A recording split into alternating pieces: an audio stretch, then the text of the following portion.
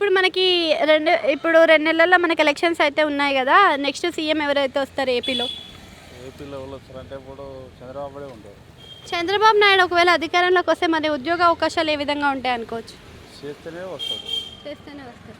మరి కానీ ప్రతి ఒక్క విద్యార్థి ఉంది కాబట్టి, నిరుద్యోగులు ఉన్నారు కాబట్టి వాళ్ళకి చేస్తే అనుకున్నట్టుగా ఉంటే వస్తాడు. అంటే మరి చాలామంది విద్యార్థులు బెంగళూరుకి, హైదరాబాద్కి వెళ్ళడం జరుగుతుంది వలస. మరి ఆ వలస అనేది ఆగిపోతుందా చంద్రబాబు నాయుడు అధికారంలోకి వస్తే? ఆయన అధికారంలోకి వస్తే అక్కడ ఆయన చేస్తే అక్కడ ఆగిపోవాలి. వాళ్ళకి జీవించాలి. వాళ్ళకి జీవించితే వాళ్ళు అక్కడనే ఉంటారు. విద్యార్థులు కూడా ఏం కాదు.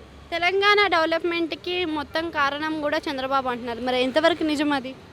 కొంతవరకు చేసిండు. సో ఇలానే మళ్ళీ 2047 లాగా మరి 5 ఏళ్లలో చేసి చూపిస్తాను అని అంటున్నాడు. మరి ఆయనకుంది 5 ఏళ్ళు మాత్రమే. 5 ఏళ్ళ తర్వాత ఆయన రిటైర్ అయిపోతారు. మరి ఎలా చేస్తారు?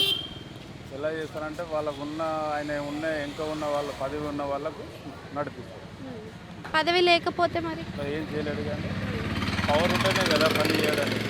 పవన్ కళ్యాణ్ తోటి పొత్తులో వస్తున్నారు. మరి పవన్ కళ్యాణ్ ఏమున్న సినిమా యాక్టర్ చిరంజీవి గారు చేశారు. ప్రజారాజ్యం పెట్టిండే కానీ ఏ ప్రజం ఒక్క సీటు తీసుకొని కాంగ్రెస్లో పోయింది. ఎవరికి ఏం చేసిండు? ఏ స్టూడెంట్కి ఏమన్నా చేసిందండి? చేయలే కదా.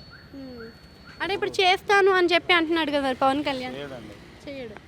ఓకే. మరి ఇప్పుడు పొత్తులో వస్తున్నారు కదా, మరి వచ్చిన పవన్ కళ్యాణ్ సినిమా యాక్టర్ అభిమానమే. ఓటు కాడ మాత్రం పడదు.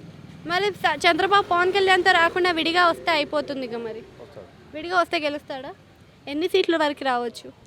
ఇక మా అంటే 60 నుంచి 62, 63 వరకు అయితే కంపల్సరీ. Thank you.